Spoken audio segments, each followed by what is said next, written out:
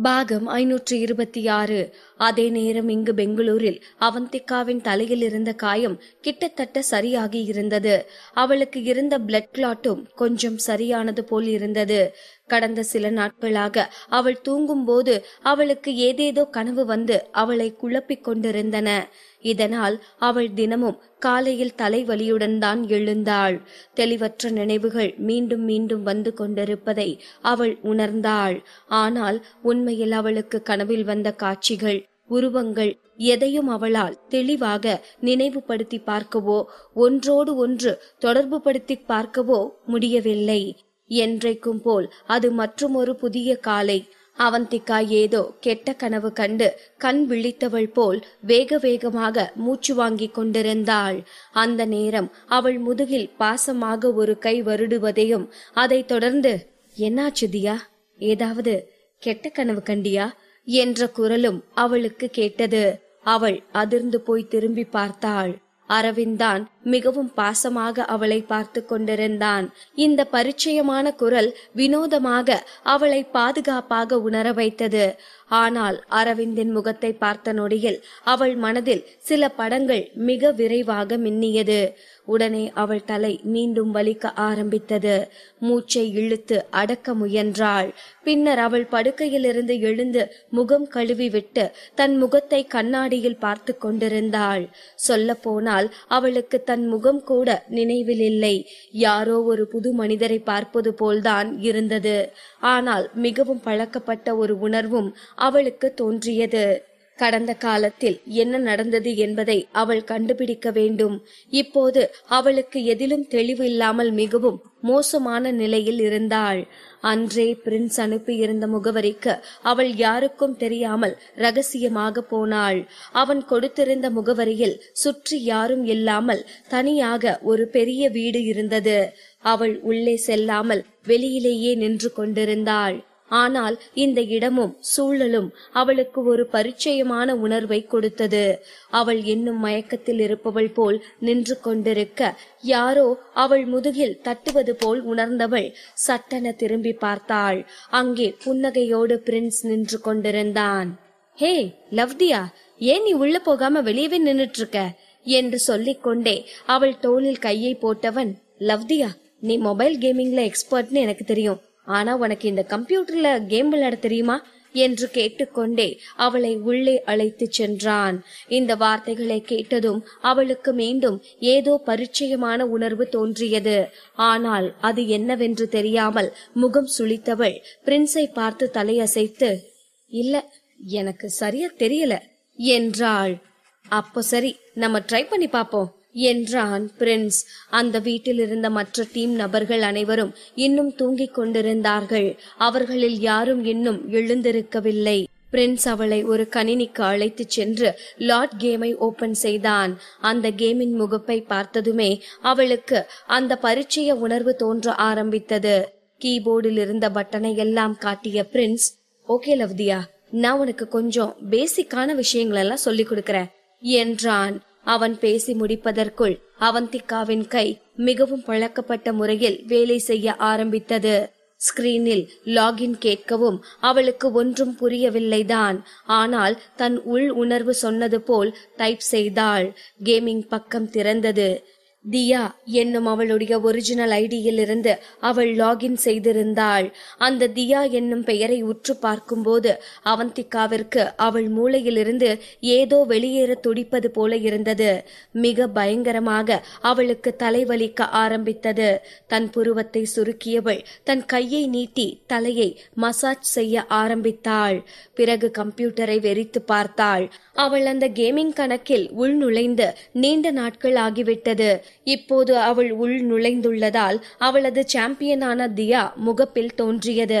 மஞ்சள் வண்ணத்தில் நீண்ட ஒரு கவுனை அணிந்திருந்த அந்த தியாவை பார்ப்பதற்கு ஏதோ அசரீரி போல் அவந்திகாவிற்கு தோன்ற ஆரம்பித்தது. அந்த நேரம் பிரின்ஸ் பேசுவது அவள் காதில் கேட்டது. லவ்தியா, வா, நம்ம ஒரு 1-to-1 மேட்ச் வச்சுப்போம். அப்பதான் இந்த கம்ப்யூட்டர் கேம்ல நீ எந்த லெவல்ல இருக்கன்னு என்னால தெரிஞ்சுக்க முடியும் என்றான். அவன் சொன்னதை கேட்ட அவந்திகா முகம் சுளித்தாள். அவளால் தாங்கவே முடியாத தலைவலியால் அவள் துடித்துக் கொண்டிருந்தாள். அதனால் அவன் சொன்னதை கேட்ட அவள் அடுத்த நொடி, நான் ஏன் உன் கூட 1-to-1 கேம் விளையாடணும் என்றாள் கோபமாக. அவள் ஏன் கோபப்படுகிறாள் என்று தெரியாமல் அவளை திரும்பி பார்த்த பிரின்ஸ், லவ்தியா, கூல், நான் தான் இப்போ இந்த கேமிங் வேர்ல்டோட டாப் ஸ்டாரா இருக்கேன். சோ என் கூட விளையாடுறதுனால எந்த வகையிலயும் நீ குறைஞ்சு போயிட மாட்ட என்றான். அப்போதும் அவந்திகா அவனை முறைத்து பார்த்து கொண்டிருக்கவும் எழுந்து அவந்திகாவின் அருகே சென்றவன், லவ்தியா, நீயே நல்லா யோசிச்சு பாரு. நான் இப்போ ஒரு ஃபேமஸ் கேமரா இருக்கிறதால உன் கூட விளையாடுறதால எனக்கு தான் பிரஷர் ஜாஸ்தியா இருக்கணும். ஒருவேளை நீ என்ன வின் பண்ணிட்டேனா அப்புறம் என்ன பின்னாடி தள்ளிட்டு நீ ஃபேமஸ் கேமர் ஆகிரலாம். ஒருவேளை நீ தோத்துட்டனாலும் உனக்கு அதனால எந்த சிக்கலும் இருக்க போறதில்ல. அதை விட இதுக்கு முன்ன என் கூட நீ 1-to-1 மேட்ச் விளையாடினப்போ உன்னோட ஃபேன் ஃபேஸ் எவ்வளவு அதிகம் ஆச்சுன்னு யோசிச்சு பாரு என்றான். அவன் சொன்னதை கேட்டு அவந்திகா திகைத்து போனாள். அவளுக்கு அவன் வார்த்தைகள் அனைத்தையும் விட அந்த பரிச்சய உணர்வுதான் அவளை முன்னோக்கி செல்ல வைத்தது. அவளின் மூளையில் நிறைய ஞாபகங்கள் மீண்டும் திரும்புவதற்கு தயாராக இருந்தது. ஆனால் ஏதோ ஒன்று அதை தடுத்து நிறுத்தி கொண்டிருப்பது போல் இருந்தது. அவள் குழப்பத்துடன் லார்ட் கேமின் ப்ரொஃபைலை பார்த்தாள்.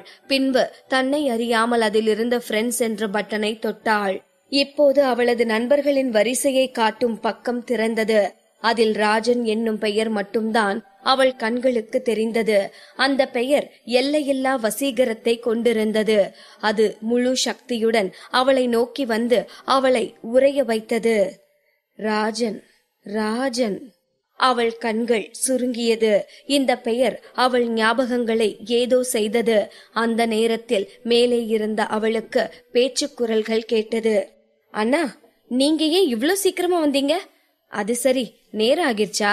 நாங்கெல்லாம் நைட் 5 மணி வரைக்கும் விளையாடிட்டு இருந்தோம். அதனால நல்லா தூங்கிட்டோம். ஆமா, யார் இந்த பொண்ணு? நம்ம டீம்ல புதுசா ஜாயின் பண்ணிருக்கா என்று அடுத்தடுத்து குரல்கள் கேட்கவும் அவந்திகா அவர்களை நோக்கி திரும்பி பார்த்தாள். அவளுக்கு முன்னால் இருக்கும் யாரை பார்த்தும் அவளுக்கு பரிச்சயமான உணர்வு தோன்றவில்லை. தலையை சாய்த்து கொண்டு அவர்களையே வெறித்து பார்த்து கொண்டிருந்தாள். அவர்கள் எல்லாம் யார் என்பதை அவளால் அனுமானம் கூட செய்ய முடியவில்லை. மிகவும் கூலாக எழுந்து நின்ற பிரின்ஸ் அனைவரையும் பார்த்து நட்பாக கையசைத்து, ஓகே கைஸ், நான் உங்க எல்லாருக்கும் இவங்களை இன்ட்ரோடியூஸ் பண்றேன்.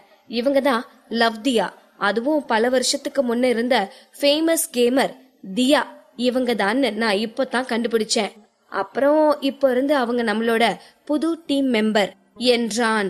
இதை கேட்ட அனைவரும் திகைத்து போய் அவளை சுற்றி வளைத்தார்கள். ஹேய், நிஜமா நீங்க தான் தியாவா?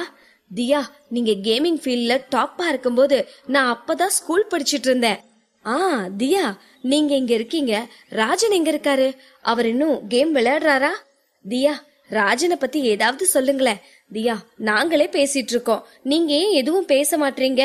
அவர்களின் குரல்கள் அவளது மூளையை குத்தி கிழிப்பது போல் கூர்மையாக ஒலிக்க ஆரம்பித்தது. தலையை பிளக்கும் வலியை மட்டுமே அவளால் உணர முடிந்தது. திடீரென்று அவள் குனிந்து தன்னை சுற்றி உள்ளவர்களை ஆக்ரோஷமாக தள்ளிவிட்டாள். பின்னர் அவள் அந்த வீட்டிலிருந்து வெளியே ஓடினாள். வெளியே சென்று வாசலில் அவள் தலையை பிடித்து கொண்டு நின்றாள். அவளது கடந்த காலத்தின் காட்சிகள் ஒவ்வொன்றாக அவள் நினைவிற்கு வர ஆரம்பித்தது. அவளுக்கு அனைத்தும் நினைவு வந்தது. லார்ட் கேமை பார்த்ததும் அவளுக்கு கடந்த காலத்தின் ஞாபகங்கள் அனைத்தும் நினைவிற்கு வந்தது. அந்த நரேன் அவன் செய்ய நினைத்த காரியம் அனைத்தும் அவள் நினைவிற்கு வந்தது. அவள் ஒரு நொடி அப்படியே உறைந்து போனாள்.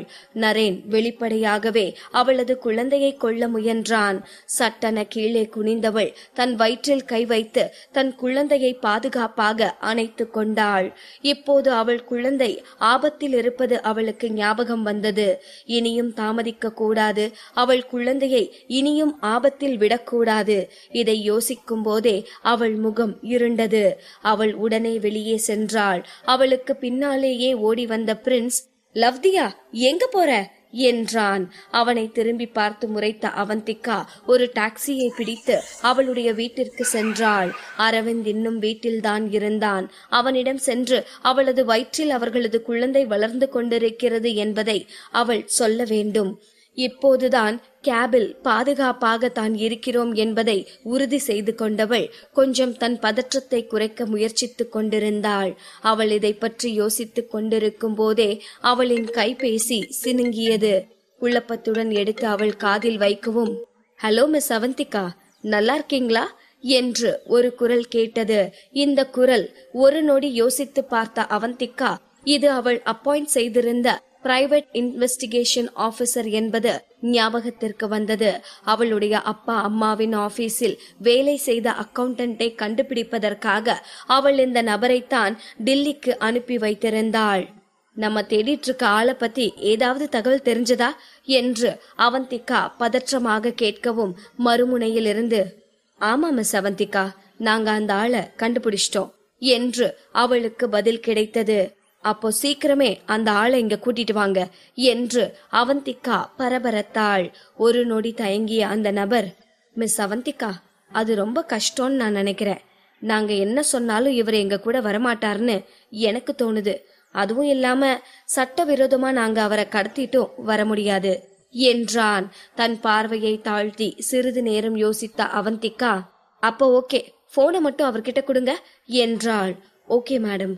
அதற்கு பிறகு ஒரு நீண்ட அமைதிக்கு பின் மறுமுனையில் இருந்து, அவந்திகா அம்மா என்று மிகவும் பணிவான ஒரு குரல் அவளுக்கு கேட்டது. இந்த குரல், இது அதே குரல்தான். அவளால் இந்த குரலை மறக்க முடியுமா என்ன? சிறிது நேரம் எதுவும் பேசாமல் அமைதியாக இருந்த அவந்திகா பின்பு மென்மையான குரலில், அங்கிள் என்றாள்.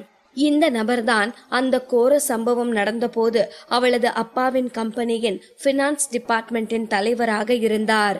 ஒரு பெருமூச்சு விட்டவள், அந்த நேரத்துல என்னதான் நடந்துச்சு என்றாள். இப்போது மறுமுனையில் இருந்த குரல் கரகரப்பாக மாறியது. அவந்திகா மேடம், கடந்த காலத்துல நடந்து முடிஞ்சதாவே இருக்கட்டும்.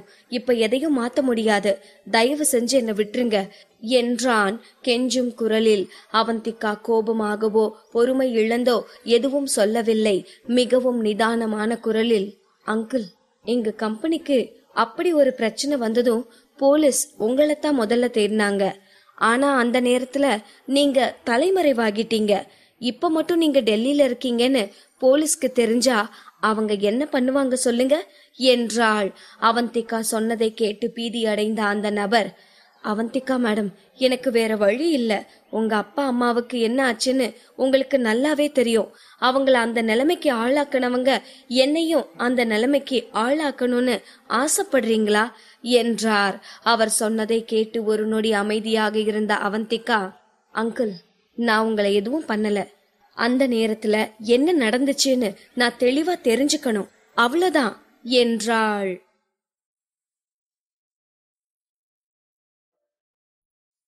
பாகம் 527. அவந்திகாவின் அப்பா அம்மாவிடம் வேலை பார்த்த பினான்ஸ் ஆபீசரை கண்டுபிடித்து விட்டதாக அவந்திகா அனுப்பியிருந்த பிரைவேட் டிடெக்டிவ் சொன்னதும் அவரிடம் போனில் பேசினாள் அவந்திகா. எங்க அப்பாவும் அம்மாவும் இறந்து எத்தனையோ வருஷம் ஆகிருச்சு. ஆனா இன்னமும் மக்கள் அவங்கள பத்தி என்ன பேசிட்டு இருக்காங்கன்னு உங்களுக்கு தெரியும் தானே? ஏதோ எங்க அப்பாவும் அம்மாவும் பேராசை பிடிச்சு இதெல்லாம் செஞ்சிட்டதா பேசிக்கிறாங்க. என்னால இதுக்கு மேலையும் இதெல்லாம் கேட்டுட்டு இருக்க முடியாது. அதே மாதிரி அங்கிள், நீங்களும் வாழ்க்கை முழுக்க ஒரு குற்ற உணர்வோட வாழ்றத விரும்ப மாட்டீங்க தானே என்றாள். அவள் வார்த்தைகளை கேட்ட அந்த நபர் சிறிது நேரம் அமைதியானார். பின்பு மெல்லிய குரலில், அவந்திகா மேடம், நீங்க என்னதான் முயற்சி பண்ணினாலும் இந்த விஷயத்தை பத்தி நீங்க விசாரிக்க முடியாது என்றார். அவந்திகா, ஏன் என்று கேட்கவும் ஒரு நொடி தயங்கிய அந்த நபர், அவந்திகா மேடம், உங்க அப்பாவும் அம்மாவும் தான் அந்த தப்ப செஞ்சாங்கன்னு எப்படி போலீஸ் ஒரு முடிவுக்கு வந்தாங்கன்னு தெரியுமா என்று அவர் கேட்கவும் அவந்திகாவிடமிருந்து தெரியாது என்று பதில் வந்தது. எப்போ அந்த பில்டிங் இடிஞ்சு அதுல வேலை செஞ்சவங்க எல்லாம் இறந்து போனாங்களோ அப்போ போலீஸ் ஃபர்ஸ்ட் உங்க கம்பெனியோட பினான்ஸ் டிபார்ட்மெண்ட்டை தான் சீல் வைக்க வந்தாங்க. ஆனா அவங்க வந்தப்பவே அந்த ப்ராஜெக்ட் ரிலேட்டடான அந்த அக்கவுண்ட் புக் காணாம போயிருந்திருக்கு. அது மட்டும் இல்லாம அந்த நேரத்துல அந்த பில்டிங்க சுத்தி தரக்குறைவான கன்ஸ்ட்ரக்ஷன் மெட்டீரியல் தான் கண்டுபிடிச்சிருக்காங்க. சோ இத வச்சுதான் உங்க அப்பா அம்மா பேராசையால இது மாதிரி தரக்குறைவான மெட்டீரியல்ஸ் யூஸ் பண்ணிருக்காங்க. அத மறைக்கிறதுக்கு தான் அந்த அக்கவுண்ட் புக்கையும் மறைச்சு வச்சிருக்காங்கன்னு முடிவுக்கு வந்தாங்க என்றார். இதை கேட்ட அவந்திகா, அப்போ அந்த அக்கவுண்ட் புக் எங்க என்று பரபரக்கவும், உங்க அப்பா அம்மாவை இந்த நிலைமைக்கு ஆளாக்குனவங்க கிட்டதான் அந்த அக்கவுண்ட் புக்கும் இருக்கு என்று அந்த நபரிடமிருந்து பதில் வந்தது. தன் பெற்றோரின் இந்த நிலைக்கு காரணமானவர் யார்? அந்த நபர் யாராக இருக்க முடியும்? அவந்திகா யோசித்து பார்த்தாள். அந்த நபர் அக்கவுண்ட் புக்கை மறைத்து வைத்திருக்கிறார் என்றால் கண்டிப்பாக அவளது பெற்றோர் தரம் வாய்ந்த பொருட்களைத்தான் வாங்கி இருக்க வேண்டும். ஆனால் இடையில் இருந்த அந்த நபர் அவள் பெற்றோருக்கு தெரியாமல் அந்த பொருட்களை விற்றுவிட்டு அதற்கு பதிலாக தரக்குறைவான பொருட்களை இடம் மாற்றி இருக்க வேண்டும். அந்த அக்கவுண்ட் புக் மட்டும் கிடைத்தால் அவளது அப்பா அம்மா தவறு செய்யவில்லை என்பது தெரிந்துவிடும் என்பதற்காகத்தான் அந்த நபர் அந்த அக்கவுண்ட் புக்கை காணாமல் செய்திருக்க வேண்டும். அந்த நபர் யாராக இருக்க வாய்ப்புள்ளது என அவந்திகா யோசித்து பார்த்தாள். கண்டிப்பாக அந்த நபர் மெட்டீரியல் ஃபேக்டரியை சேர்ந்தவனாகத்தான் இருக்க வேண்டும். மெட்டீரியல் ஃபேக்டரி என்றதும் தான் அவந்திகாவிற்கு சில விஷயங்கள் புரிந்தது. அந்த நேரத்தில் நரேனின் குடும்பம்தான் அந்த மெட்டீரியல் ஃபேக்டரியை வைத்திருந்தார்கள். அவந்திகாவின் கண்கள் சுருங்கியது. அங்கிள், அது யாருன்னு உங்களுக்கு தெரியுமா என்றாள் பரபரப்பான குரலில். விடாப்பிடியாக அந்த நபர், இல்ல, அது யாருன்னு எனக்கு தெரியாது என்று சொல்லவும், ஓ, உங்களுக்கு தெரியாதுனா அப்புறம் ஏன் நீங்க அந்த டைம்ல தலைமறைவானீங்க என்றாள். இதைத் தொடர்ந்து பெருத்த அமைதி நிலவியது. சிறிது அமைதிக்கு பின் இறுதியாக வாய் திறந்த அந்த நபர் சிறிது தயக்கத்துடன், நரேன் குடும்பம்தான் இதுக்கு காரணம், நரேனோட அப்பாதான் இது எல்லாத்தையும் செஞ்சாரு என்றார். இது அவந்திகாவிற்கு பெரிய அதிர்ச்சியாகவெல்லாம் இல்லை. அவளும் இதை பற்றி ஏற்கனவே யூகித்து வைத்திருந்தாள்தான். ஆனால் அவர்கள் எந்த வகையில் காரணமாக இருப்பார்கள் என்றுதான் அவந்திகாவிற்கு புரியாமல் இருந்தது. இப்போது அவளுக்கு அதற்கான விடை கிடைத்துவிட்டது. அவர்கள்தான் இதற்கெல்லாம் காரணம் என்றால் அந்த அக்கவுண்ட் புக் அந்த குடும்பத்திடம்தானே இருக்க வேண்டும். இதை யோசித்த அவந்திகா ஒரு பெருமூச்சு விட்டாள். தன் பெற்றோர் நிரபராதி என்பதை நிரூபிக்க அவள் அந்த கணக்கு புத்தகத்தை கண்டுபிடிக்க வேண்டும். இதை பற்றி அவள் யோசித்துக் கொண்டிருக்கும் போதே மறுமுனையில் இருந்து அவளுக்கு குரல் கேட்டது. ஆனா அவந்திகா மேடம், நீங்க உன்னை புரிஞ்சுக்கணும் என்றார் அந்த நபர். அவந்திகா தன் கண்களை சுருக்கி, அது என்ன என்று கேட்கவும், நீங்களே யோசிச்சு பாருங்க, அந்த அக்கவுண்ட் புக் இன்னுமா இருக்க போகுது? அந்த புக்கு மட்டும் இல்லனா அங்க என்ன நடந்துச்சுன்னு யாருக்கும் தெரிய வாய்ப்பே இல்ல. சோ அதை இன்னும் வச்சிருக்க மாட்டாங்க என்றார். இதை கேட்ட அவந்திகாவின் ஒட்டுமொத்த நம்பிக்கையும் ஒரே நொடியில் அழிந்தது போல் இருந்தது. இல்ல, அப்படி இருக்காது என்றாள் சத்தமாக. ஷிட், ஏன் என்று மறுமுனையில் இருந்தவர் கேட்கவும், அவந்திகா எந்த பதிலும் சொல்லாமல் அமைதியாக காரின் ஜன்னலுக்கு வெளியே பார்த்து கொண்டிருந்தாள். சாலையோரம் இருந்த மரங்களில் இருந்த இலைகள் எல்லாம் கொட்டி அவை புதிதாக துளிர்விட தொடங்கி இருந்தன. ஒவ்வொரு முறையும் ஏதோ ஒரு விதத்தில் அனைத்து உயிர்களும் புத்துயிர் பெற்றுக்கொண்டுதான் இருக்கின்றன. அந்த மரங்கள் அவந்திகாவிற்கு ஒரு நம்பிக்கையை தருவது போல்தான் இருந்தன. அவளுடைய வாழ்க்கையிலும் அனைத்து இன்னல்களும் தீர்ந்து வசந்த காலம் பிறக்கும் என்னும் நம்பிக்கை அவளுக்கு வந்தது. அவந்திகா பதற்றமடையாமல் நிதானமான குரலில் சொன்னாள், அங்கிள், ஒரு முறை நரேன் என்கிட்ட சொல்லிட்டு இருந்தா, அவங்க அப்பாவுக்கு எப்பவும் ஒரு பழக்கம் இருக்கான். அவர் பண்ணின மோசமான காரியத்துக்கு எவிடன்ஸா ஏதாச்சும் ஒரு பொருளை சேகரிச்சு வைப்பாராம். அப்பதான் அவர் எவ்வளவு புத்திசாலியானவர்னு எதிர்காலத்துல சொல்லிக்க முடியுமா. அது மட்டும் இல்லாம நீங்க அந்த அக்கவுண்ட் புக் இருக்காதுன்னு ஒரே ஒரு பாசிபிலிட்டிய தான் சொல்றீங்க. ஆனா அந்த அக்கவுண்ட் புக் அழியாம இருக்கவும் ஒரு வாய்ப்பு இருக்குல்ல என்றாள் அவந்திகா. இப்போது அவந்திகா எதையும் செய்து முடிப்பதற்கான துணிச்சலுடன் இருந்தாள். அந்த அக்கவுண்ட் புத்தகத்தை எப்படியாவது அவர்களிடமிருந்து எடுத்துக்கொண்டு வந்துவிட வேண்டும் என்று உறுதி கொண்டாள். நரேன் குடும்பத்திற்குள் நுழைந்து அந்த அக்கவுண்ட் புக் எங்கிருக்கிறது என்று தேடி கண்டுபிடித்து கொண்டு வருவதெல்லாம் முடியவே முடியாத காரியம். ஆனால் முடியாததையும் முடித்து காட்டுவதுதானே சவால். அந்த சவாலை அவந்திகா தற்போது ஏற்றுக்கொண்டிருக்கிறாள். அவந்திகாவிற்கு தற்போது பழைய ஞாபகங்கள் வந்துவிட்டாலும் அது நரேனுக்கு இன்னும் தெரியாது. அதுவும் போக அவன் அவந்திகாவை எந்த விதத்திலும் துன்புறுத்த நினைக்க மாட்டான். எனவே இதையெல்லாம் தனக்கு சாதகமாக பயன்படுத்தி காரியத்தை சாதிக்க நினைத்தாள் அவந்திகா. தனக்கு நினைவுகள் திரும்பிவிட்டதை நரேனிடம் சொல்லாமல் பழைய விஷயங்களை மறந்தவளைப் போலவே நடித்து அவனது அலுவலகம் வரைக்கும் அவனுடன் சென்று விட்டால் அதன் பிறகு அங்கு இருக்கும் அந்த அக்கவுண்ட் புக்கையும் எளிதாக கைப்பற்றி விடலாம் என்று திட்டமிட்டாள் அவந்திகா. ஆனால் அவளுக்குள் இப்போது வேறு ஒரு குழப்பம் தோன்றியது. இந்த காரியங்கள் எல்லாம் நடந்து முடியும் வரை தன்னால் நரேனை புறக்கணிக்க முடியாது. அவனுடன் தான் ஒன்றாக சுற்ற வேண்டியிருக்கும். ஆனால் அப்போதெல்லாம் அரவிந்தை எப்படி சமாளிப்பது என்பது மட்டும்தான் இப்போது அவந்திகாவிற்கு இருக்கும் மிக பெரிய குழப்பம். அரவிந்திடம் உண்மையை சொன்னால் அவள் வயிற்றில் இருக்கும் குழந்தையின் பாதுகாப்பை மனதில் வைத்துக் கொண்டு அவந்திகாவை இந்த மாதிரியான காரியங்களில் எல்லாம் ஈடுபட அனுமதிக்க மாட்டான். சொல்லாமல் செய்தால் அதை அவன் எந்த மாதிரி எடுத்துக்கொள்வானோ தெரியாது. இதையெல்லாம் யோசித்த அவந்திகாவிற்கு தலை பயங்கரமாக வலி எடுத்தது. அதே நேரம் மருத்துவமனையில் நரேன் அவந்திகாவின் உடல்நிலை குறித்து டாக்டரிடம் கேட்டுக்கொண்டிருந்தான். இந்த வகையான மறதி நோய் எக்ஸ்டர்னலா உண்டான அதிர்ச்சினால ஏற்பட்டதா இருக்கும். முக்கியமா மூளைய சுத்தி இருக்கிற திசுக்கள்ல ரத்த கசிவு ஏற்பட்டதால இது நடந்திருக்க வாய்ப்பு இருக்கு. அது சரியான அப்புறம் அவங்களுக்கு மறுபடியும் பழைய ஞாபகங்கள் எல்லாம் வர்றதுக்கான வாய்ப்பு அதிகம் இருக்கு என்றார் டாக்டர். அவர் சொல்வதையெல்லாம் மிக கவனமாக கேட்டுக்கொண்டிருந்த நரேன், அப்படின்னா அவளுக்கு நினைவு திரும்ப எவ்வளவு நாள் ஆகும் டாக்டர் என்று கேட்டான். சாரி மிஸ்டர் நரேன், அத உறுதியா சொல்ல முடியாது. சில நாட்கள்ல வரலாம், சில மாதங்கள் ஆகலாம், இல்ல சில வருடங்கள் கூட ஆகலாம். ஏன் சிலருக்கு வாழ்நாள் முழுக்கவே நினைவு திரும்பாமலே கூட போயிருக்கு. உங்களுக்கே தெரியும், மனித உடலோட முக்கியமான ஒரு பகுதி மூளைதான்னு. அது பல அற்புதங்களை செய்யக்கூடியதா இருக்கு.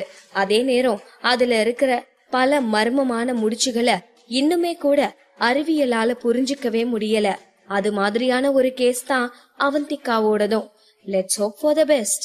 நல்லதே நடக்கும், அதுவும் சீக்கிரமா நடக்கும் நம்புவோம் என்றார் டாக்டர். அவர் சொன்னதை கேட்டு முகம் சுளித்த நரேன், எனக்கு புரியுது என்று சொல்லிவிட்டு அங்கிருந்து வெளியேறினான். நரேனை பொறுத்தவரை அவந்திகாவிற்கு பழைய நினைவுகள் திரும்பாமல் இருப்பதுதான் சந்தோஷமே. ஆனால் அது தன்னுடைய சுயநலத்திற்காக யோசிக்க நன்றாக இருக்குமே தவிர நடைமுறையில் அது எந்த அளவிற்கு சாத்தியம் என்று அவனுக்கு தெரியவில்லை.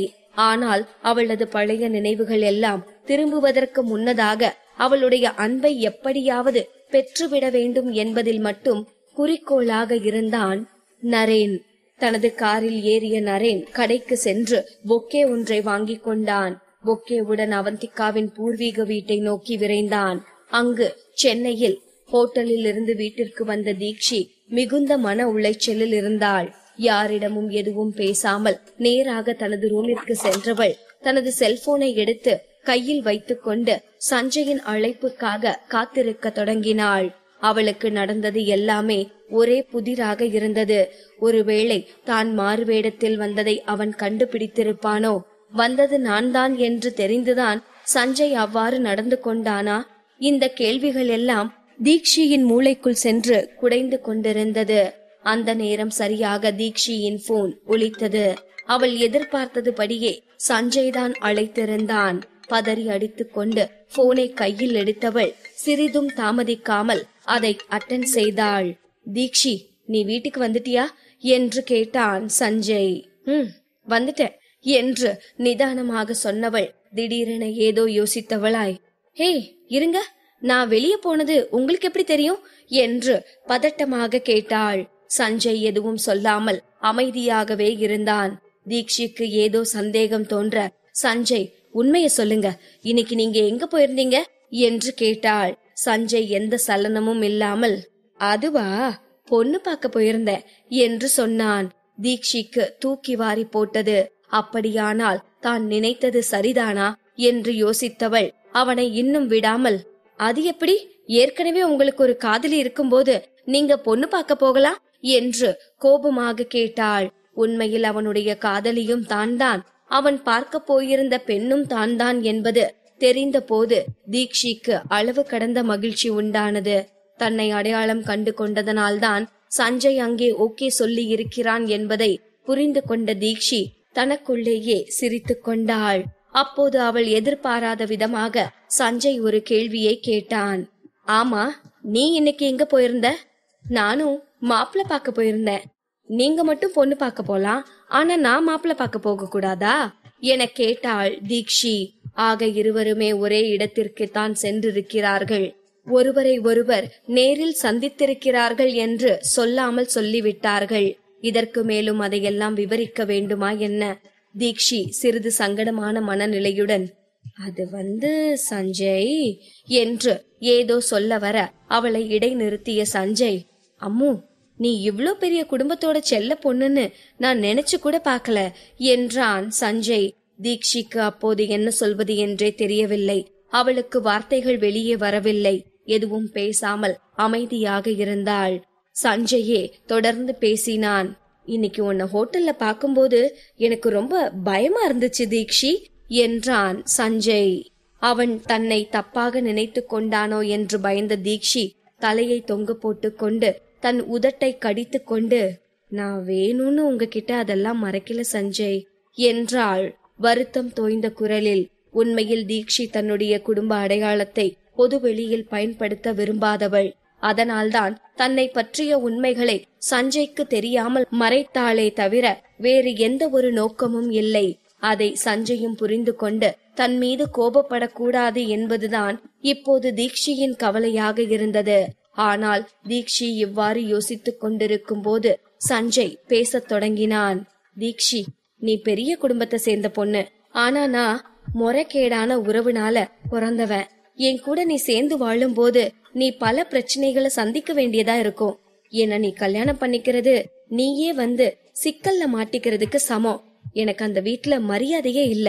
என்னோட மனைவியான உன்னையும் அவங்க அப்படித்தான் நடத்துவாங்க. என்னால உனக்கு எந்த ஒரு மதிப்பையும் கொடுக்க முடியாம போயிரும் என்றான் சஞ்சய். அவன் அவ்வாறு பேச பேச தீக்ஷிக்கு பதட்டமாக இருந்தது. பாகம் 528. சஞ்சய் தான் முறை தவறிய உறவால் பிறந்தவன் என்றும் தீக்ஷி பெரிய குடும்பத்தின் செல்ல பெண் என்கிற குற்ற உணர்வுடனும் தன் குடும்பத்தில் தீக்ஷிக்கு முறையான மரியாதை கிடைக்காது என்கிற பயத்துடனும் பேசிக் கொண்டிருக்க, அதை கேட்ட தீக்ஷிக்கோ சஞ்சய் ஏன் இப்படியெல்லாம் பேசிக் கொண்டிருக்கிறான் என்று பயமாகவும் பதட்டமாகவும் இருந்தது. தாங்கள் இருவரும் ஒன்று சேர முடியாது, பிரிய வேண்டும் என்பதைத்தான் சஞ்சய் இப்படி சுற்றி வளைத்து சொல்கிறானா என தீக்ஷிக்கு பயமாக இருந்தது. அப்படி ஒன்று மட்டும் நடந்தால் அதை தீக்ஷியால் ஏற்றுக்கொள்ளவே முடியாது. அவள் வேகமாக சஞ்சயை பார்த்து, இத பாருங்க சஞ்சய், நான் உங்களோட தீக்ஷி. என்னைக்கு உங்களை விட்டு பிரிஞ்சு போக மாட்டேன். அந்த மாதிரியெல்லாம் கொஞ்சம் கூட யோசிக்காதீங்க என்றாள் மிகவும் கண்டிப்பான குரலில். தீக்ஷி இதை சொன்னதும் சஞ்சய் எதுவும் பேசாமல் அமைதியாக இருந்தான். அந்த அமைதி தீக்ஷியை இன்னும் பயத்திற்கு உள்ளாக்கியது. ஹலோ சஞ்சய், இருக்கீங்களா? ஏதாச்சும் பதில் சொல்லுங்க என்றாள் தீக்ஷி. அப்போது சஞ்சய், இருக்கேன் என்றான். தீக்ஷிக்கு அதுவே பெரும் நிம்மதியை கொடுத்தது. சஞ்சய், தேவையில்லாம எதையாச்சும் போட்டு யோசிச்சுக்கிட்டு இருக்காதீங்க. நான் காதலிக்கிறது உங்களைத்தான், உங்க ஃபேமிலி பேக்ரவுண்ட இல்ல. நீங்க முறை தவறுன உறவுல பிறந்த குழந்தைன்னு நீங்களே உங்களையே தாழ்த்தி பேசுறீங்க. அப்படியான உறவுல பிறந்ததுக்கு வருத்தப்பட வேண்டியது உங்க அம்மா தானே தவிர நீங்க கிடையாது. அதனால நான் உங்களை விட்டு என்னைக்கும் பிரிய மாட்டேன் என்றாள் தீக்ஷி. தீக்ஷி இவ்வளவு சீரியஸாக பேசுவதை கேட்டு சஞ்சய்க்கு சிரிப்பு வந்துவிட்டது. அவன் வாய்விட்டே சிரித்து விட்டான். சஞ்சய் சிரிக்கின்றான் என்றதும் தீக்ஷி திடுக்கிட்டாள். இப்ப எதுக்காக இப்படி சிரிக்கிறீங்க என கேட்டாள் தீக்ஷி. அம்மு, உன்கிட்ட கடைசியா கேக்குறேன், இப்ப நீ பேசினதெல்லாம் உண்மையிலேயே நீ நல்லா யோசிச்சுதான் பேசுனியா என்று கேட்டான் சஞ்சய். தீக்ஷியும், ஆமா, நான் நல்லா யோசிச்சுதான் பேசுறேன் என்று உறுதியாக சொன்னாள். ஒரு கணம் நிதானமாக யோசித்த சஞ்சய், அப்ப சரி, நானும் இனிமே நாம பிரியறத பத்தி பேச மாட்டேன் என்றான். சஞ்சய் சிறு வயதிலிருந்தே இருண்ட உலகில் தனிமையிலேயே வளர்ந்து வந்தவன். அவனது உலகத்தில் வெளிச்சமாக தீக்ஷிதான் வந்து சேர்ந்தாள். முதலில் அவள் அவனை பற்றி சுற்றி சுற்றி வரும் பொழுதெல்லாம் கூட அவனுடைய இந்த தாழ்வு மனப்பான்மையால் அவளை அவன் தவிர்த்து கொண்டே வந்தான். ஆனால் ஒரு கட்டத்தில் அவள் அவனது வாழ்வில் தவிர்க்கவே முடியாத ஒருத்தியாக மாறி போயிருந்தாள். காதல் சரடில் இருவருமாக இணைக்கப்பட்ட பின்பு அதிலிருந்து அறுத்து கொண்டு போவது என்பது எப்போதும் முடியாத காரியம் என்பது அவளுக்கு புரிந்தது. அவன் காதலின் அடிமையாக மாறிவிட்டான். இனி அவனை நினைத்தாலும் கூட தீக்ஷியை விட்டு அவனால் பிரிய முடியாது. எனவே அவன் அந்த கேள்வியை இனி எப்போதும் அவளிடம் கேட்க கூடாது. இப்போது கேட்டதுதான் கடைசி முறை என்று முடிவு செய்து கொண்டான். தீக்ஷி அவனது எண்ணத்தை புரிந்து கொண்டு நிம்மதி பெருமூச்சு விட்டாள். அவள் மீண்டும் படுக்கையில் விழுந்தவள் விட்டத்தை பார்த்து கொண்டே, நாளைக்கு என்னோட பிறந்த நாள். சோ நாளைக்கு ஈவினிங் எங்க வீட்ல ஒரு சின்ன பார்ட்டி அரேஞ்ச் பண்ணிருக்காங்க, நீங்க வரீங்களா என்றாள். மென்மையாக சிரித்த சஞ்சய், நான் வரணும்னு தான் ஆசைப்படுறேன், ஆனா என்று சொல்லவும் ஒருவேளை அவன் பிஸியாக இருக்கிறான் போல என்று நினைத்த தீக்ஷி பெருத்த ஏமாற்றம் அடைந்தாள். ஆனால் சஞ்சய் வேலையில் பிஸியாக இருந்தால் அது மன்னிக்க கூடிய குற்றம்தான். அவள் எந்த வகையிலும் சஞ்சயின் வேலைக்கு இடையூறாக இருக்கக்கூடாது என்று நினைத்தவள், இட்ஸ் ஓகே சஞ்சய், இது சும்மா சின்ன பார்ட்டி தானே, உங்களுக்கு வேற வேலை இருந்துச்சுன்னா நீங்க அத பாருங்க, பர்த்டே வருஷா வருஷம் வரத்தான் போகுது என்றாள். ஓ, அப்போ இது பெரிய பார்ட்டி இல்லையா என்று உடனடியாக கேட்ட சஞ்சய் பின்பு நிதானமான குரலில், அப்போ நீ என்னை இந்த பார்ட்டிக்கு இன்வைட் பண்ண விரும்பலையா என்றான். அவன் சொன்னதை கேட்டு அதிர்ச்சி அடைந்த தீக்ஷி, நான் ஏன் உங்களை இன்வைட் பண்ணாம இருக்க போறேன், நீங்க தானே பிஸியா இருக்கேன்னு சொல்ல வந்தீங்க, அதான் என்று திகைப்போடு சொல்லவும் இதை கேட்ட சஞ்சய் சிரித்து கொண்டே, என்கிட்ட இப்ப இன்விடேஷன் இல்ல, உங்க வீட்டு வாட்ச்மேன் ரொம்ப ஸ்ட்ரிக்டா இருப்பாரா, நான் சுவரெல்லாம் தாண்டி வரணுமான்னு கேட்க வந்தேன் என்றான். இதை கேட்ட தீக்ஷி செல்போனை கட்டிக்கொண்டு பரவசத்தில் தன் படுக்கையில் புரண்டாள். அவளது ஐடலின் குரல் அவள் காதில் விழுந்த விதம், அவன் அவளை கிண்டல் செய்த தொனி என்று அனைத்தும் ஏதோ முதலில் காதலில் விழுந்த டீனேஜ் பெண்ணாக அவளை உணர வைத்தது. அவள் இதயம் துடித்து அவள் முகம் சிவந்து போனது. கேலியாக தனக்குத்தானே சிரித்து கொண்டவள், அதுவும் கரெக்ட் தான், எங்க வாட்ச்மேன் ரொம்பவே ஸ்ட்ரிக்ட், ஆனா நீங்க சுவரேறி குதிச்சு வந்து கஷ்டப்படணும்னு இல்ல, நீங்க குனிஞ்சு ஊர்ந்து வர்ற மாதிரி ஒரு குட்டி டாகி கேட் இருக்கு, அது வழியா வரலாம் என்றாள். ஒரு பெருத்த அமைதிக்கு பிறகு, என்னோட காதலிய சந்திக்க நான் டாகி கேட் வழியா தான் வரணுமா, ஒன்னும் பிரச்சனை இல்ல, ஆனா அந்த டாகி கேட் எக்ஸாக்டா எங்க இருக்குன்னு சொன்னா எனக்கு வர்றதுக்கு கொஞ்சம் ஈஸியா இருக்கும் என்றான் சஞ்சய். காதலி, ஆஹா, இந்த வார்த்தையை கேட்டதும் அவளது இதயம் உருகுவதை அவளால் புரிந்து கொள்ள முடிந்தது. அவளால் சத்தமாக சிரிக்காமல் இருக்க முடியவில்லை. ஐடல், நான் எப்படி உங்களை டாகி கேட் வழியா வரவிடுவேன், நாளைக்கு காலையில உங்க வீட்டுக்கே நான் இன்விடேஷன் அனுப்பி வைக்கிறேன் என்றாள். இப்போ எனக்கு ஒரே கவலையா இருக்கு என்று சஞ்சய் சோகமான குரலில் சொல்லவும், அச்சோ இப்போ என்னாச்சு ஐடல், நீங்க ஏன் கவலையா இருக்கீங்க என்றாள் தீக்ஷி. நான் உனக்கு எந்த மாதிரியான பர்த்டே கிஃப்ட் கொடுக்கணும்னு தெரியாமத்தான் ஒரே கவலையா இருக்கு என்றான். இதை கேட்டதும் தீக்ஷியின் கண்கள் உடனே ஒளிர்ந்தன. அது சரி, சஞ்சய் அவளுக்கு பிறந்த நாள் பரிசாக என்ன கொடுக்க போகிறான்? உண்மையில் அவளுக்கு எந்த கிஃப்டும் தேவையில்லைதான், அவன் மட்டும் வந்தால் அதுவே அவளுக்கு போதும். ஆனால் அவள் அதை வெளியே சொல்லக்கூடாது. இப்படி மட்டும் அவள் சொல்லிவிட்டால் அடுத்த முறை அவளுக்கு எந்த கிஃப்டும் கிடைக்காதுதானே. ஒரு பெண்ணுக்கு இருக்க வேண்டிய அனைத்து பொருத்தங்களும் பக்காவாக பொருந்தி இருப்பதற்கு அடையாளமாக ஏதாச்சும் எனக்கு சர்ப்ரைஸ் கொடுங்க ஐடல் என்றாள். எல்லா ஆண்களுக்கும் இருக்கும் அதே சிக்கல்தான் பாவம் இப்போது சஞ்சய்க்கும் வந்திருக்கிறது. ஒரு பெருமூச்சு விட்டவன், எனக்கு தெரிஞ்ச வரைக்கும் ட்ரை பண்றேன் என்றான். இப்போது வேறு புறமாக திரும்பி படுத்த தீக்ஷி தன் கால்களை அங்கும் இங்கும் அசைத்து சந்தோஷத்தை கொண்டாடி கொண்டே போன் பேசிக் கொண்டிருந்தாள். ஒரு கட்டத்தில் அவளுக்கு கொட்டாவி வந்தது. அதை கவனித்த சஞ்சய், தீக்ஷி, நீ ரொம்ப டயர்டா இருக்க மாதிரி இருக்கு, நீ ஏன் கொஞ்ச நேரம் தூங்க கூடாது என்று கேட்கவும், இல்ல ஐடல், அப்படியெல்லாம் இல்ல என்று சொல்லும் போதே மீண்டும் கொட்டாவி விட்டாள். விழித்திருக்க அவள் கடுமையாக போராடுவதை பார்த்த அவன், நீ இன்னும் அந்த மேக்கப்ல தான் இருக்கியா என்றான். மற்றும் ஒரு கொட்டாவி விட வாய் திறந்த தீக்ஷி சஞ்சய் பேசியதை கேட்டு அப்படியே உறைந்து போனாள். அவள் அந்த மேக்கப்பில் எவ்வளவு கேவலமாக இருந்தாள் என்பது அவளுக்கு அப்போதுதான் ஞாபகம் வந்தது.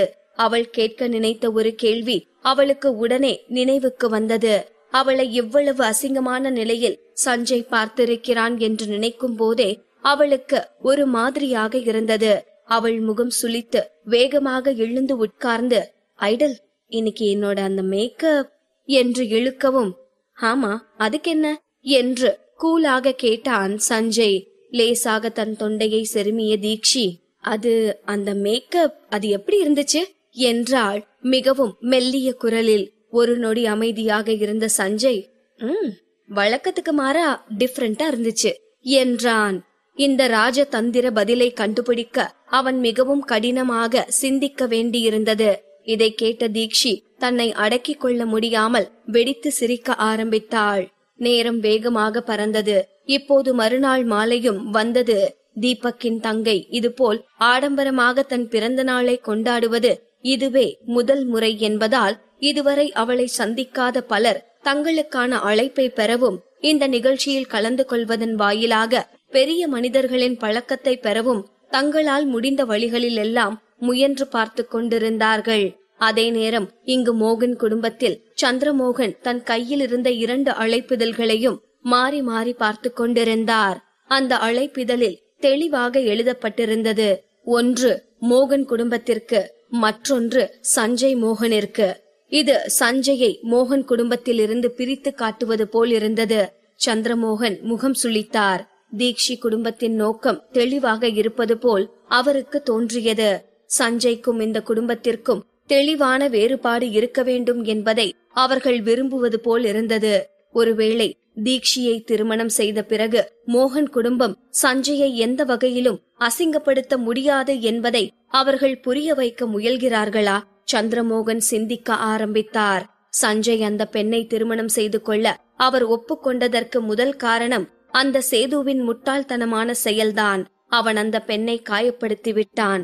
அவர்கள் மட்டும் திருமண உடன்பாட்டை எட்டவில்லை என்றால் அவர்கள் எதிரிகளாக மாறியிருக்கலாம். இரண்டாவதாக, திருமணத்திற்கு பிறகும் அந்த சஞ்சய் மோகன் குடும்பத்திற்கு விசுவாசமாக இருப்பான் என்ற நம்பிக்கை அவருக்கு இருந்தது. அவனைப் போலவே அவன் திருமணம் செய்து கொள்ளக்கூடிய குடும்பமும் மோகன் குடும்பத்திற்கு விசுவாசிகளாக இருப்பார்கள் என்று அவர் நம்பினார். ஆனால் இப்போது சந்திரமோகன் ஒரு பெருமூச்சு விட்டார். இப்போதும் தான் தவறான முடிவை எடுக்கவில்லை என்னும் நம்பிக்கை அவருக்கு இருந்தது. அவர் சஞ்சயை பற்றியும் யோசித்து பார்த்தார். இது நாள் வரை எப்போதும் சஞ்சய் அவருக்கு கீழ்ப்படிதலோடுதான் நடந்து கொண்டிருக்கிறான். சிறுவயதில் சேது படித்த அதே பள்ளியிலேயே சஞ்சயும் படிக்க அவர் அனுமதித்தார். வெளிப்படையாக சேதுவை விட சஞ்சய் தான் அறிவாளியாகவும் திறமை நிறைந்தவனாகவும் இருந்தான். ஆனால் எல்லா தேர்வுகளிலும் அவன் மதிப்பெண் எப்போதும் சேதுவை விட குறைவாகத்தான் இருக்கும். இத்தனை வருடங்களாக அவன் தன்னைத்தானே தாழ்த்திக் கொண்டு இந்த குடும்பத்திற்கு விசுவாசியாக இருக்கிறான். இந்த விஷயங்கள் எல்லாம் சந்திரமோகனுக்கு தெரியாது என்பதல்ல. இது நியாயமில்லை என்றாலும் அவர் கண்ணை மூடிக்கொண்டுதான் இருப்பார். ஏனென்றால் சேது இவரது மகன். ஆனால் அவரை பொறுத்தவரை சஞ்சய் ஒரு விபத்து. இதையெல்லாம் யோசித்துக் கொண்டே தன் செல்போனை எடுத்த சந்திரமோகன் சஞ்சய்க்கு போன் செய்தார். இன்னைக்கு ஈவினிங் நடக்கிற பார்ட்டிய பத்தி உனக்கு தெரியுமா என்று சந்திரமோகன் கேட்கவும் சஞ்சய் எதுவும் பேசாமல் என்று மட்டும் பதிலளித்தான். சந்திரமோகன் பெருமூச்சு விட்டார். இந்த அமைதியும் பண்பும் மட்டுமே எப்போதும் சேதுவிடம் இல்லாத ஒன்றாக இருந்தது. என்னதான் சஞ்சய் ஒரு சிறந்த நபராக இருந்தாலும் அவரை பொறுத்தவரை அது பயனற்றது. சரி சரி, அந்த பொண்ணுக்கு நீ ஒரு gift கொண்டு வா. நம்ம குடும்பத்துல இருந்து நாங்க ஒரு gift கொண்டு வருவோம். அதே மாதிரி இன்னைக்கு ஈவினிங் எப்பவும் போல இருக்கிற இடம் தெரியாம இருக்கணும்.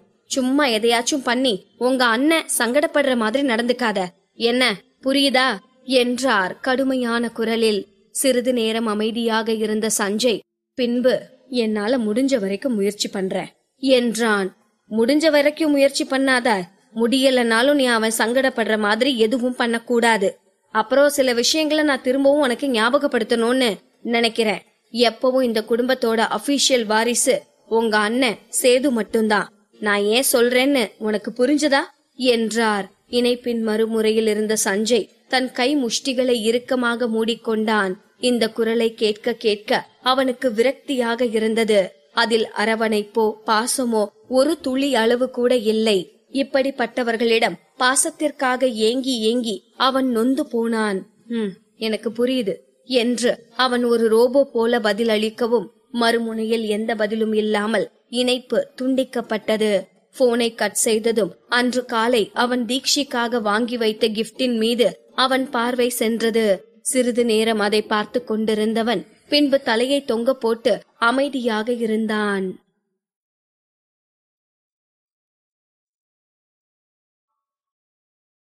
பாகம் 529. சஞ்சயின் கார் தீக்ஷியின் வீட்டு வாசலில் சென்று நின்றது. அன்று ஏற்கனவே பல பெரிய விஐபிக்களின் சொகுசு கார்கள் எல்லாம் வரிசை கட்டி நின்று கொண்டிருந்தன. சஞ்சய் தான் தீக்ஷிக்காக வாங்கிய கிஃப்டை எடுத்துக்கொண்டு வீட்டை நோக்கி நடந்தான். அவன் வீட்டின் அருகே செல்லும் போது அங்கு நின்று கொண்டிருந்தவர்கள் பேசிக் கொண்டிருந்தது அவனது காதுகளில் விழுந்தது. செந்தில்நாதனோட பொண்ணு என்ன அவ்வளவு அசிங்கமாவா இருப்பா? அவ அழகான பொண்ணு கிடையாதுன்னு நிறைய பேர் சொல்லி கேள்விப்பட்டிருக்கேன். ஆனா இவ்ளோ அசிங்கமா இருப்பான்னு நான் நினைக்கல. அது சரி, ஆனா நீ அவளை அவ்வளோ அசிங்கமான பொண்ணுன்னு சொல்ற. ஆனா உன் தம்பி மட்டும் எப்படி அவளை பார்த்த அப்புறம் கூட கல்யாணத்துக்கு சரின்னு ஒத்துக்கிட்டான்? ரொம்ப தைரியசாலிதான் போல. ஆமா, அவன் ரொம்பவே தைரியமானவன் தான். அவ இருக்காளே, அதான் அந்த அம்முவோ மும்முவோ, அவ ஒரு கேவலமான அரக்கி. அவளை போய் யாராச்சும் லவ் பண்ணுவாங்களா? அவளை ஏன் தலையில கட்டிடலான்னு பாத்தாங்க. ஆனா நான் நைஸா நழுவி அவளை என்னோட தம்பி தலையில கட்டிட்டேன். ஆனா யோசிச்சு பாரு, அவன் அந்த அரக்கிய கல்யாணம் பண்ணுன அப்புறம் அதுங்களுக்கு பிறக்க போற குழந்தைங்க எவ்வளவு கொடூரமா இருக்கும்னு நினைச்சு பாக்கையிலேயே பயங்கரமா சிரிப்பு வருது. அதுங்க மூஞ்சி எல்லாம் பாக்குறதுக்கு நம்ம தான் அவனை விட அதிக தைரியசாலியா இருக்கணும். இவ்வாறாக சேது யாருடனோ தீக்ஷியை பற்றியும் சஞ்சயை பற்றியும் கேலியாக பேசி சிரித்து கொண்டிருந்தான்.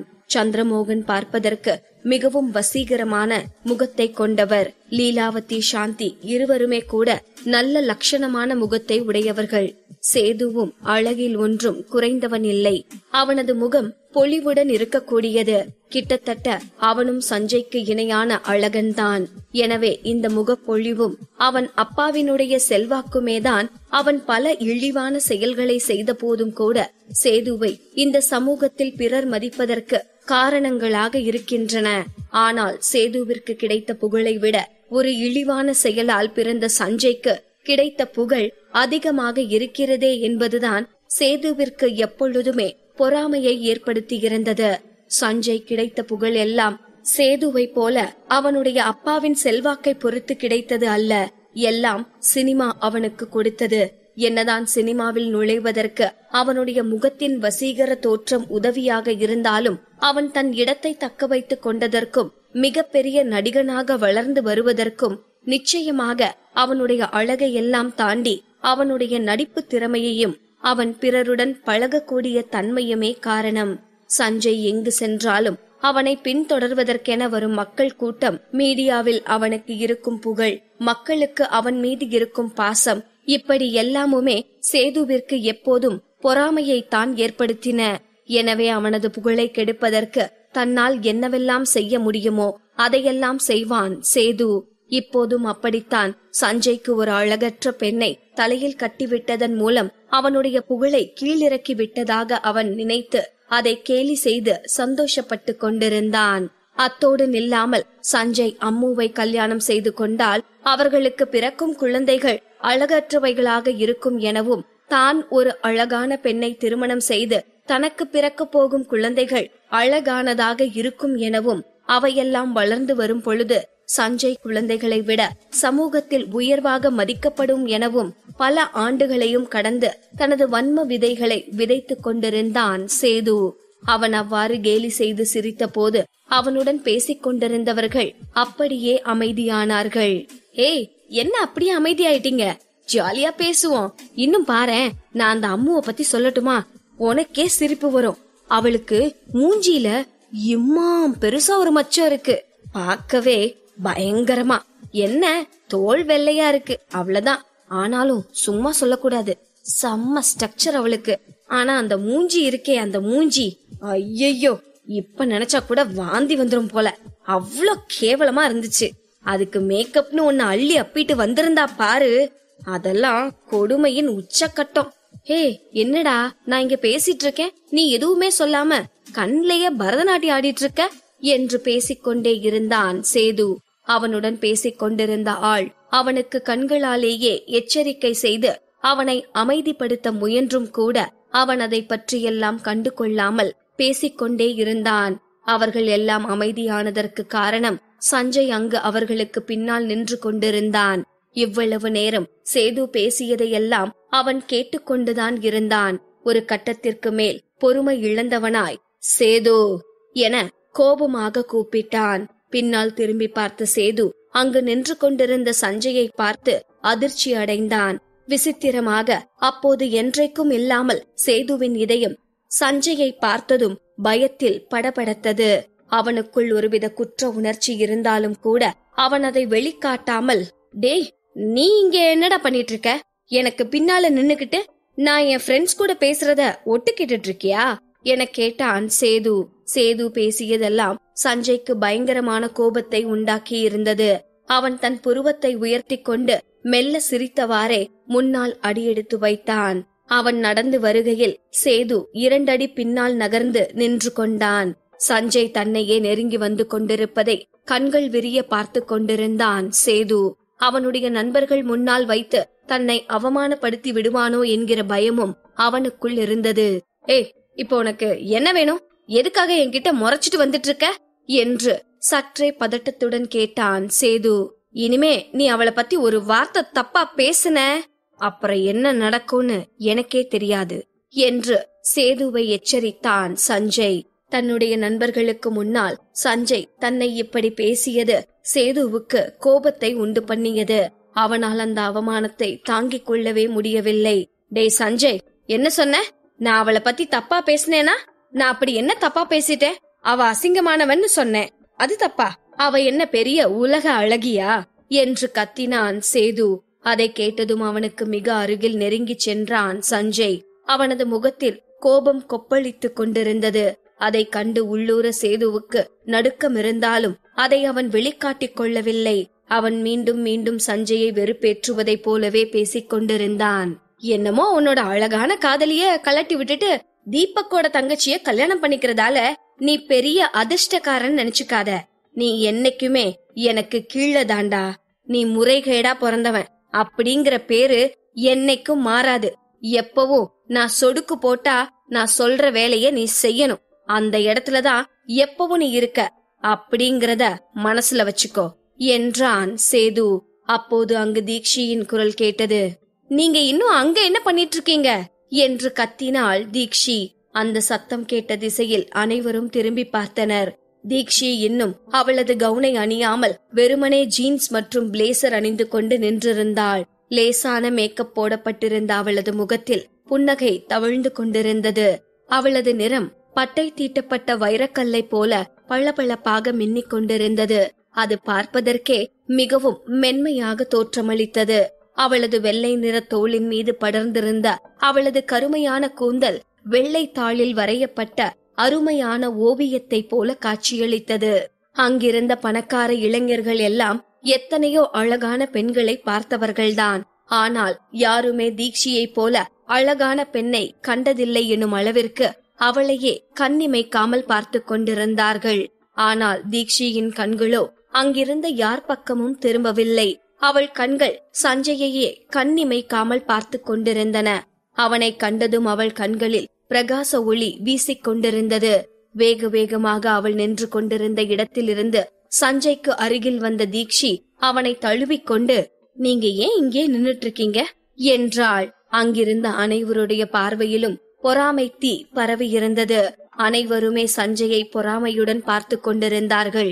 அப்போது அங்கிருந்த ஒருவன் சேதுவிடம், சேது, இந்த பொண்ணு யாரு என கேட்டான்.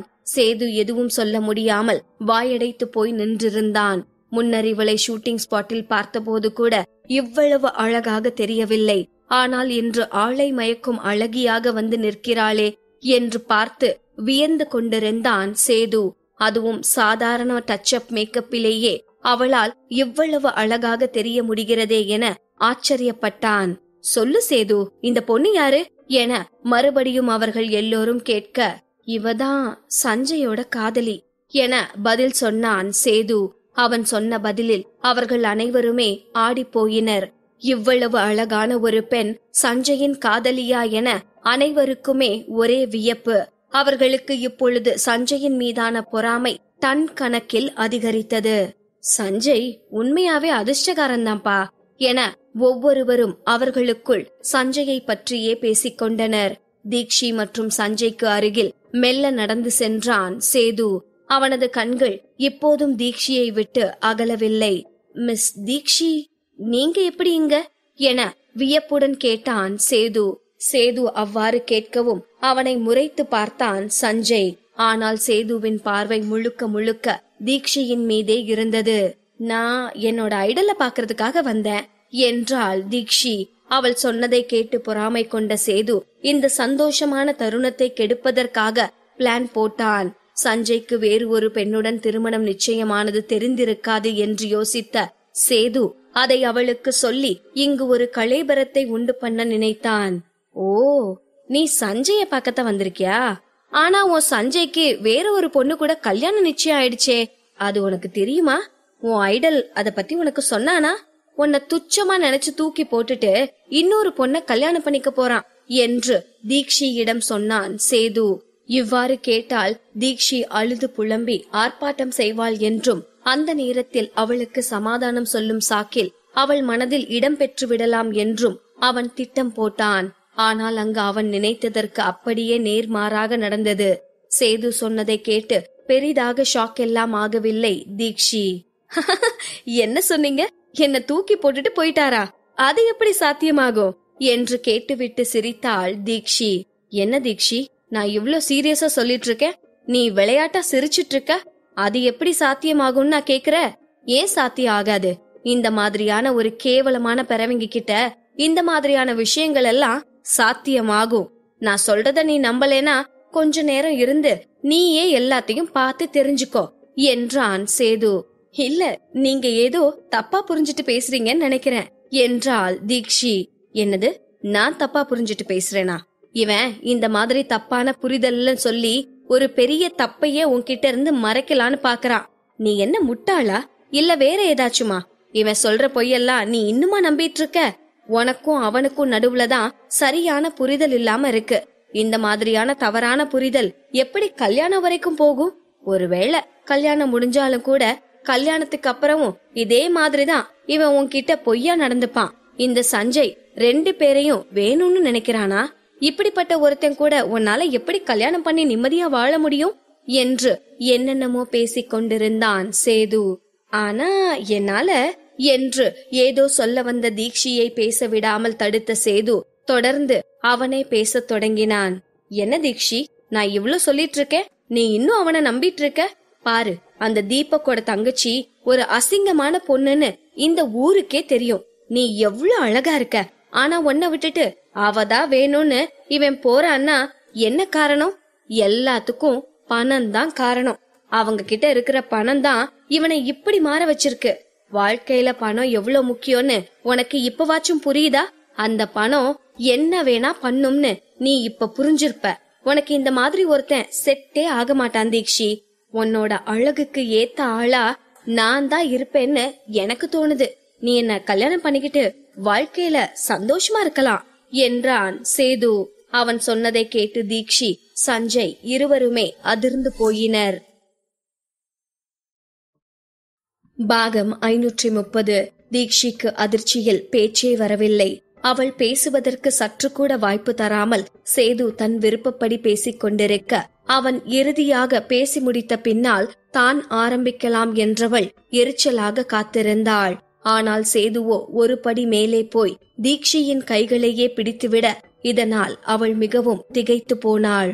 ஓஹோ, கைய பிடிக்கிற அளவுக்கு வந்தாச்சா என்றவள் கடுப்பாக எண்ணி தன் கையை உருவிக்கொள்ள முயன்ற தருணம் திடீரென்று அவள் பக்கத்தில் யாரோ வருவது போலிருக்க யோசனையாக திரும்பி பார்த்தாள். அங்கே அவளது ஹீரோவான சஞ்சய் நின்று கொண்டிருக்க அவனை பார்த்ததும் தீக்ஷியின் கண்கள் நிம்மதியில் விரிந்தது. அதே நேரம் சஞ்சயும் தன்னவளின் கையை பிடித்திருந்த சேதுவின் கைகளை கோபமாக தட்டிவிட்டான். தீக்ஷிய தொடாதன்னு எத்தனை தடவை நான் சொல்லியிருக்கேன். இனிமே அவ மேல உன்னோட கை பட்டுச்சுனா அவ்வளவுதான் என்று எச்சரிக்க சேதுவோ அவனை ஆத்திரமாக முறைத்தான். சஞ்சய், அதான் அந்த பிசாச நீ கல்யாணம் பண்ணிக்கிறேன்னு ஒத்துக்கிட்டேல, அப்புறம் எதுக்காக தீக்ஷியோட சப்போர்ட்டுக்குள்ள வர? உனக்கு ஒரு பொண்ணு பத்தலையா என்று அசிங்கமாய் கேட்க, இதை கேட்ட சஞ்சய்க்கு கோபம் அதிகமானது.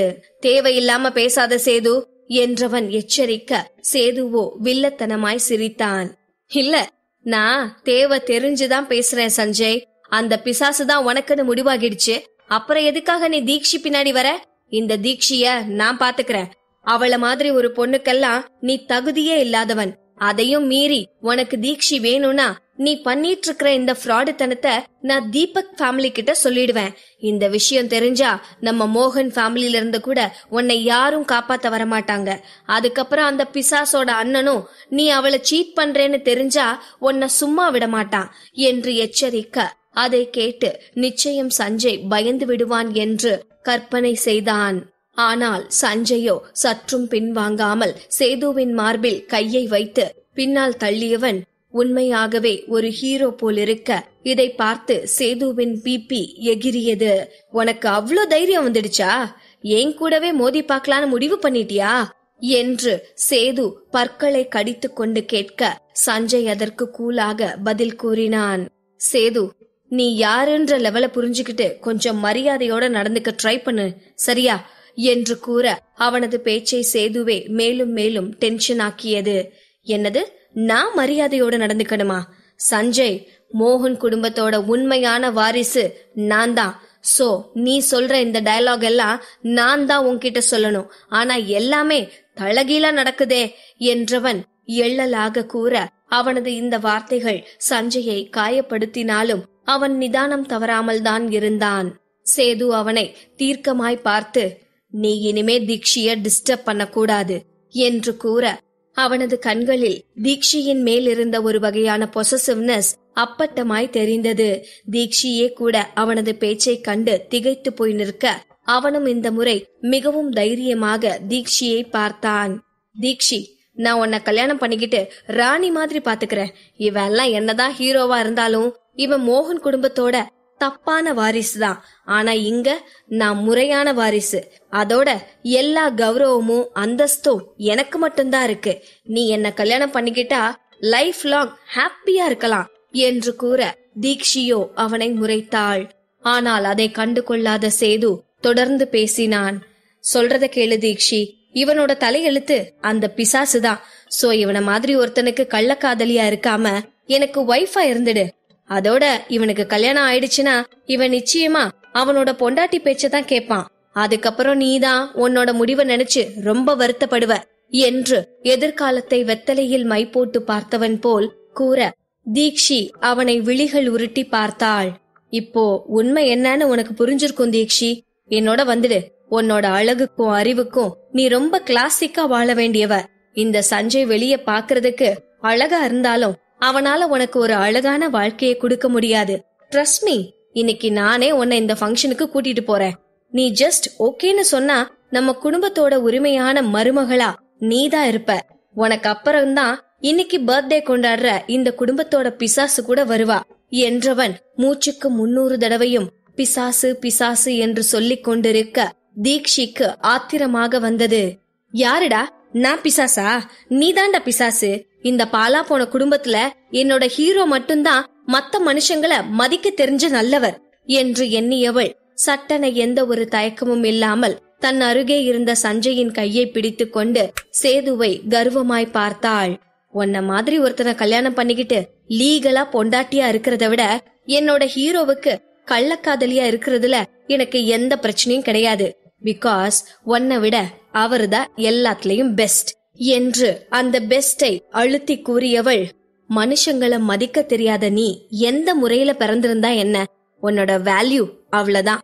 ஜஸ்ட் டிஸ்கஸ்டிங் என்று அவள் கூற, சேதுவின் முகம் இதை கேட்டு கோபத்தில் சிவந்தது. தப்பு பண்ற தீக்ஷி என்றவன் எச்சரிக்கை செய்ய, தீக்ஷியோ அதை சற்றும் கண்டு கொள்ளாது. நான் தப்பு பண்றேனா சேது? நோ. உன்னை கல்யாணம் பண்ணிக்கிட்டேன்னா அதுதான் நான் வாழ்க்கையில பண்ற பெரிய தப்பு. முடிஞ்சா வீட்டுக்குள்ள போய் கண்ணாடியில தெரியற உன்னோட முகத்தை நல்லா பாரு. உன்னோட மனசுல இருக்கிற அசிங்கம் தான் உன்னோட முகத்திலையும் இருக்கும் போல என்று கூற, சேதுவோ மேலும் கோபமாய் மாறினான்.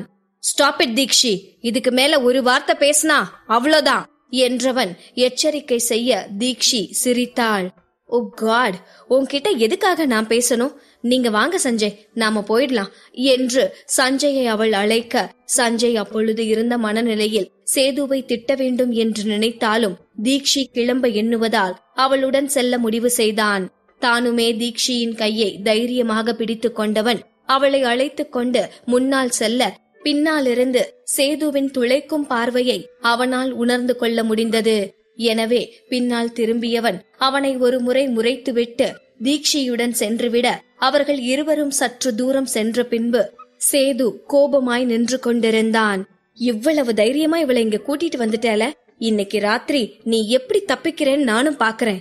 இப்பவே அந்த பிசாசு கிட்ட போய் அவ இருக்கும் போதே நீ இன்னொருத்திய வச்சிருக்கேன்னு சொல்றேன். அப்புறம்தான் இந்த ஆட்டம் களை கட்ட போகுது என்று அவன் நினைத்து கொண்டிருக்க, திடீரென்று அவனுக்கு பின்னால் வந்த ஒருவர் சஞ்சய் பேசிவிட்டு செல்வதை பார்த்து மிகவும் கோபமடைந்தார். இந்த முறை இல்லாம பிறந்த சஞ்சய்க்கு எங்கிருந்துதான் இவ்ளோ திமிர் வந்துச்சோ?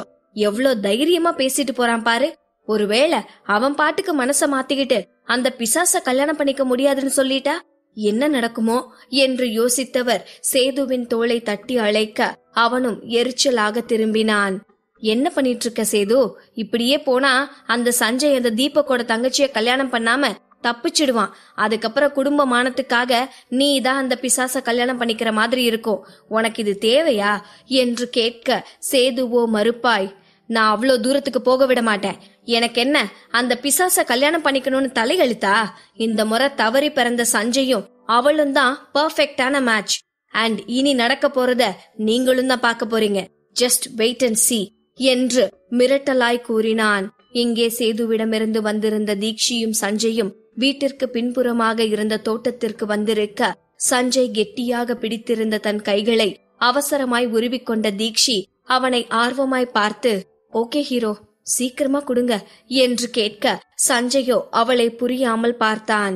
எதை கொடுக்க சொல்ற தீக்ஷி என்று கேட்டான். அதற்கு இடுப்பில் கை வைத்து அவனை முறைத்த தீக்ஷி, என்ன சஞ்சய் விளையாடுறீங்களா?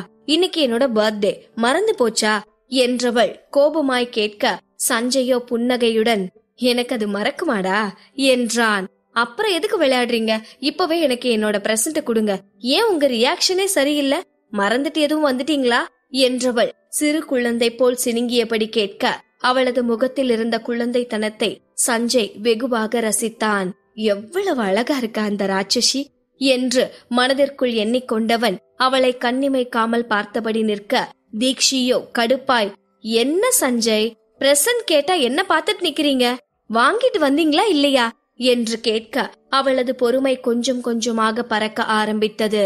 அதனால் சிரித்த சஞ்சய், வாங்கிட்டு வந்திருக்கேன்டா, இப்பவே தரேன், வெயிட் பண்ணு என்று கூறியவன் தன் பேண்ட் பாக்கெட்டிற்குள் கையை விட்டு என்னவோ எடுக்க முயற்சி செய்ய, தீக்ஷி அதை ஆர்வமாக பார்த்து கொண்டிருந்தாள்.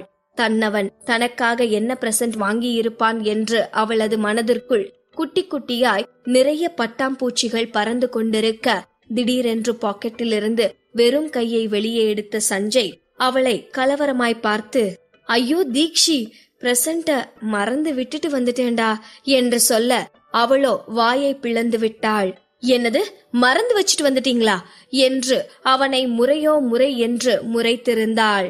சஞ்சய், உண்மைய சொல்லுங்க, நீங்க விளையாடுறீங்க தானே என்றவள் அப்பொழுதும் நம்ப முடியாமல் கேட்க, சஞ்சயோ பாவமாய், ஐயோ ட்ரஸ்ட் மீ தீக்ஷி, உண்மையிலேயே மறந்துட்டு தான் வந்துட்டேன். ஆனா பாக்கெட்ல வச்ச மாதிரிதான் ஞாபகம் இருக்கு, எங்க போச்சுன்னு தெரியலையே என்று யோசித்தவன் தனது கோட்டிற்குள்ளும் சோதித்து பார்த்துவிட்டு சட்டென தலையில் கை வைத்தவன், மை குட்னஸ், சாரி தீக்ஷி, எடுத்து பாக்கெட்ல வைக்கணும்னு தான் காஃபி டேபிள் மேல வச்சிருந்தேன், அப்படியே மறந்துட்டு வந்துட்டேன் போல என்று சொல்ல, அவ்வளவுதான் தீக்ஷியின் கண்கள் கலங்க தொடங்கிவிட்டது.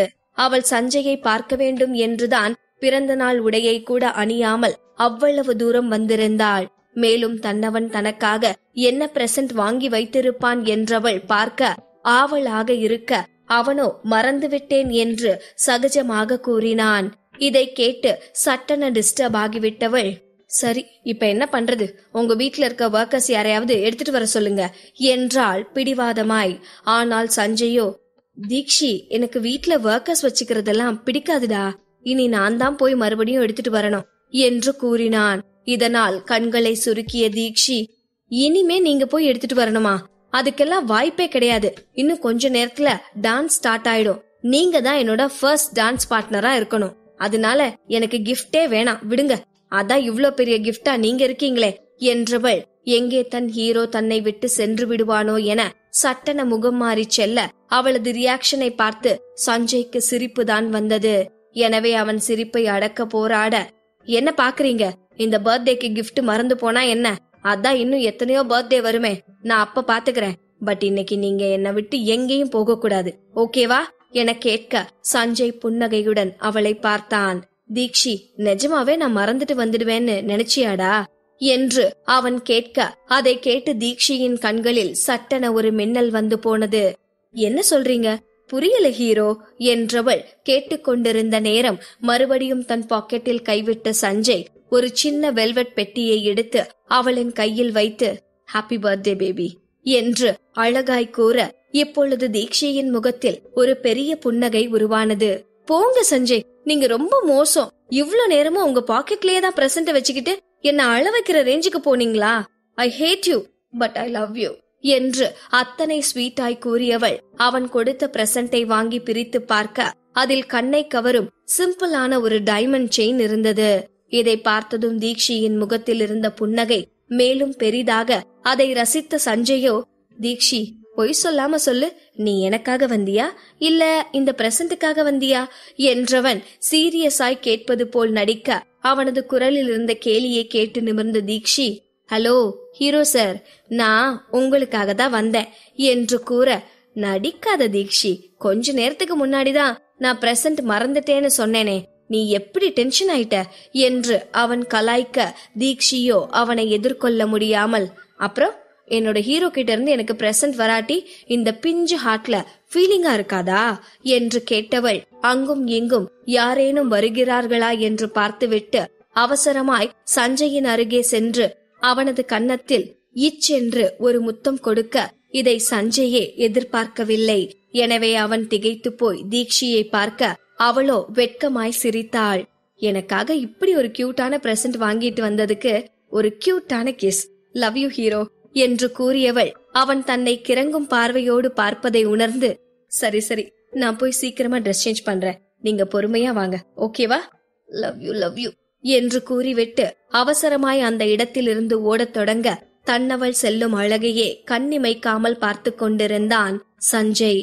இன்னும் சற்று நேரம் அவள் மட்டும் தனது அருகே இருந்திருந்தால் நிச்சயமாய் தன் கண்ட்ரோலை இழந்து அவளை இழுத்து அணைத்து அவள் இதழை சுவைத்திருப்பான்.